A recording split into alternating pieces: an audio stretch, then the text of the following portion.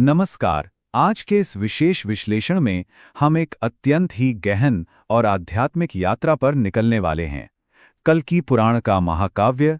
देखिए, ये कोई साधारण ग्रंथ या केवल एक प्राचीन कथा भर नहीं है, बल्कि ये शाश्वत आध्यात्मिक सत्यों और अंधकार से प्रकाश की ओर ले जाने वाली एक बहुत ही भव्य यात्रा है। एक आध्यात्मिक साधक के नजरिए से अगर देखा जाए तो ये ग्रंथ हमें खुद अपने भीतर के अंधकार से लड़ने का मार्ग दिखाता है। तो चलिए, बिना किसी देरी के इस अद्भुत महाकाव्य की गहराइयों में उतरते हैं।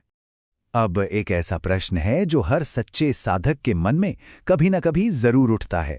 जरा सोचिए, जब समाज में हर तरफ नैतिक पतन हो जाए, जब धर्म पूरी तरह से लुप्त होने लगे, तो इस विशाल ब्रह्मांड का संतुलन आखिर कैसे बहाल होता है?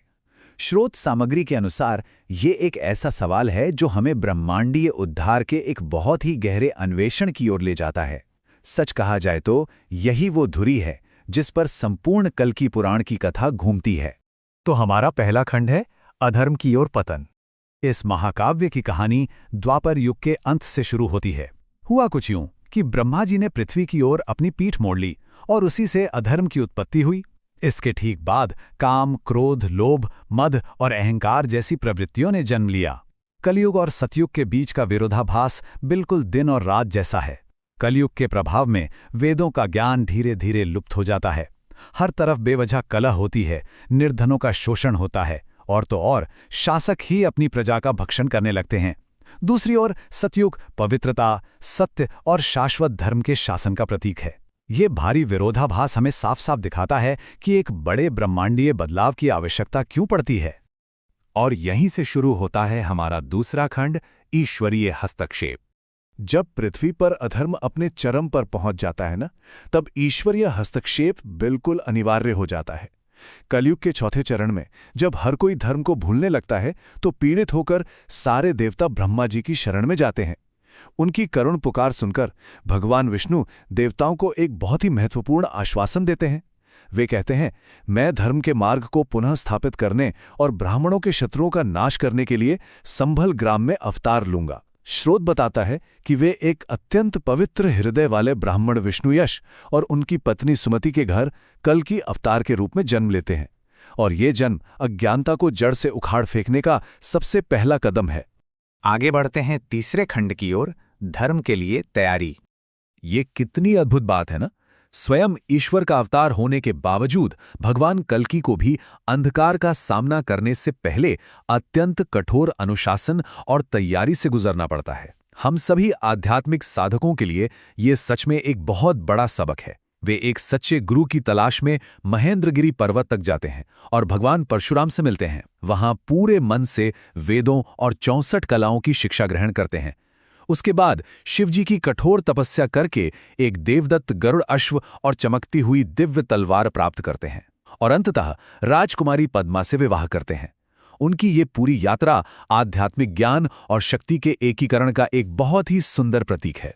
अब आते हैं हमारे चौथे और सबसे मारक खंड पर, अंतिम युद्ध। शिक्षा पूरी करने और ईश्वरीय अस्त्र प्राप्त करने के बाद अंततः अधर्म के समूल विनाश का समय आ जाता है। लेकिन ध्यान दें, ये केवल हथियारों से लड़ा जाने वाला भौतिक युद्ध नहीं है। एक साधक के नजरिए से देखा जाए तो ये हमारे भीतर छिपे काम, क्रोध और लोभ को पूरी तरह से मिटाने का ही प्रतीक है। इस महाअभियान को 3 मुख्य चरणों में बांटा जा सकता है। पहला, कीकटपुर में भौतिकवादियों और नास्तिकों पर भारी विजय। दूसरा, कली के उस भयंकर निवासस्थान पर आक्रमण जहां हर तरफ दुर्गंध है और घोर अज्ञानता के प्रतीक उल्लू बैठे हैं। और तीसरा, राजा शशिध्वज के साथ होने वाला एक अत्यंत ही अनोखा और गहरा आध्यात्मिक युद्ध। कलक की सेना में कोक और विकोक नाम के 2 बहुत ही भयंकर राक्षस थे। स्रोत हमें एक बहुत ही रोचक बात बताता है।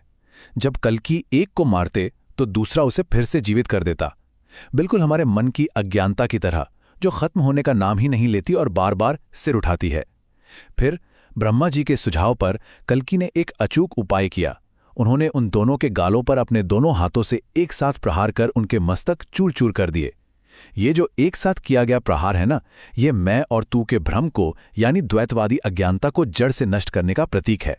पांचवां खंड हमें एक बिल्कुल अलग ही दिशा में ले जाता है, संघर्ष के बीच भक्ति। अब इस महासंग्राम के बीच भल्ला नगर में एक बहुत ही अद्भुत और गहरा आध्यात्मिक विरोधाभास देखने को मिलता है। वहां के राजा शशिध्वज भगवान विष्णु के परम भक्त थे। वे अच्छी तरह जानते थे कि कल्कि स्वयं साक्षात नारायण हैं। फिर भी उनका मानना था कि अगर स्वयं भगवान भी खड़े हो तो भी एक क्षत्रिय को अपने धर्म का पालन करना ही चाहिए। उन्होंने भगवान कल्कि से अत्यंत भयंकर युद्ध किया। वे ये मानते थे कि यही युद्ध ही उनकी भक्ति की अभिव्यक्ति है और ईश्वर की पूर्ण कृपा प्राप्त करने का उनका अपना अनूठा तरीका है ना कमाल की बात। युद्ध करते करते जब भगवान कल्कि मूर्छित हो गए तो राजा शशिध्वज उन्हें अपने कंधे पर उठाकर पूरे सम्मान के साथ अपने घर ले गए। वहां उनकी पत्नी सुशांता, जो कि स्वयं एक बहुत महान भक्त थीं, भगवान की विधिपूर्वक पूजा और स्तुति की।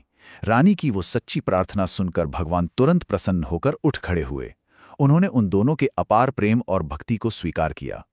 इसके बाद राजा की पुत्री रमा का विवाह भगवान कल्कि से संपन्न हुआ। यह पूरी घटना बड़ी ही सुंदरता से दर्शाती है कि सच्ची भक्ति जीवन के सबसे कठोर संघर्षों को भी परमात्मा के साथ एक मधुर मिलन में बदल सकती है। और अंततः हमारा छठा और अंतिम खंड, सतयुग की भोर।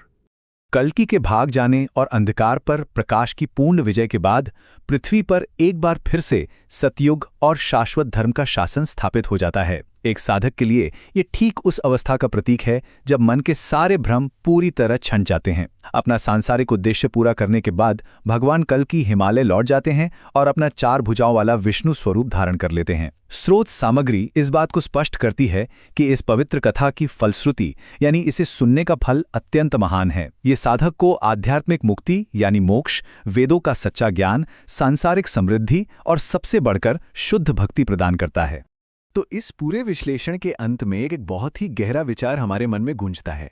कल्कि अवतार की ये कथा केवल भविष्य की कोई भविष्यवाणी नहीं है, बिल्कुल नहीं। ये हर साधक के भीतर चल रहे निरंतर युद्ध का एक बहुत ही स्पष्ट दर्पण है। जब हमारे भीतर के कोक और विकोक जैसे अज्ञान और कली जैसे अधर्म का नाश होता है, ठीक उसी क्षण हमारे अपने हृदय में एक व्यक्तिगत सतयुग का उदय होता है। इस शाश्वत प्रश्न पर गहराई से चिंतन करना आवश्यक है। क्या उस परम सत्य को पाने के लिए और अपने भीतर के धर्म को पूरी तरह जागृत करने की तैयारी हो चुकी है? इस पर विचार जरूर कीजिएगा।